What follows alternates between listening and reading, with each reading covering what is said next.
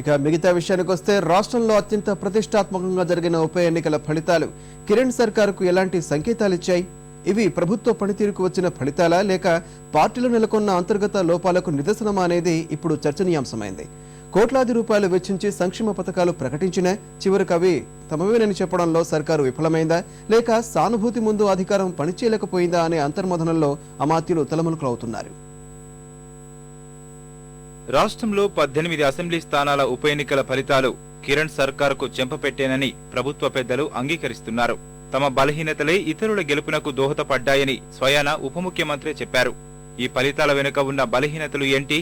కిరణ్ ప్రభుత్వం బలహీనంగా ఉందా లేక పార్టీలో అంతర్గత కుమ్ములాటల వల్ల ఓడిపోయారా లేక ప్రభుత్వ పథకాల అమలుపై ప్రజలు అసంతృప్తిగా ఉన్నారా లేక తాము అమలు చేసిన పథకాలు కాంగ్రెస్ పార్టీవేనని చెప్పుకోవడంలో విఫలమయ్యారా అంటే మాత్రం ప్రభుత్వ పెద్దల నుంచి స్పష్టమైన సమాధానం కరువవుతోంది. కానీ తమ తప్పిదాల వల్లే ఓడిపోయామని మాత్రం పదే పదే చెబుతున్నారు. నాయి కొన్ని బలహీనతలు నీకు బలము, నీ కొన్ని బలహీనతలు నాకు బలము. రాజకీయంగా కొన్ని ఏళ్లలో మేము ఈ పనే 3 మాసాలు 4 మాసాలు ముందు చేస్తే ఇంకా ఫలితాలు ఇంకా బాగుంటుండే. వర్కర్ కు మేము ముందే చెప్పేది ఉండే, జాగ్రత్త పడేది ఉంది. ఆర్గనైజేషన్ పరంగా ఇది మన పార్టీ మన వ్యవహారము అనేది అది కొద్దిగంతా మా దగ్గర కొద్దిగా ఆలస్యంగా జరిగింది, అంతేగాని ఇక్కడ ఏమీ లేదు.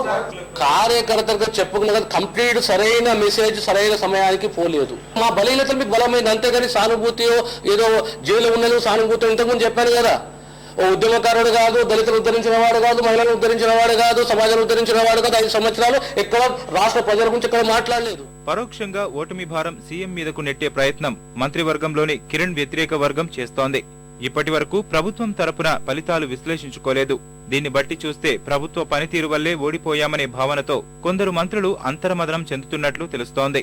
ఎన్నికల్లో వైఎస్ ప్రవేశపెట్టిన సంక్షేమ పథకాలను కిరణ్ సర్కారు నిర్వీర్యం చేస్తోందని జగన్ విజయ చేసిన ప్రచారం తిప్పికొట్టడంలో విఫలమయ్యామనే భావన అధిక శాతం మందిలో వ్యక్తమవుతోంది. ఎన్నికల షెడ్యూల్ ప్రకటన నుంచి అన్ని స్థానాల్లో కాళ్లరిగేలా తిరిగిన సీఎం ఫలితాల రోజున పూర్తిగా ముఖం చాటేశారు. ఎక్కడ ఉప ఎన్నికలు జరిగినా ఫలితాలపై ముఖ్యమంత్రిగా ఎవరున్నా విలేకరులతో నేరుగా మాట్లాడడం లేదా కనీసం ప్రకటననైనా జారీ చేయడం ఆనవాయితీ. కానీ ఫలితాలపై సీఎం స్పందనే కరువైంది.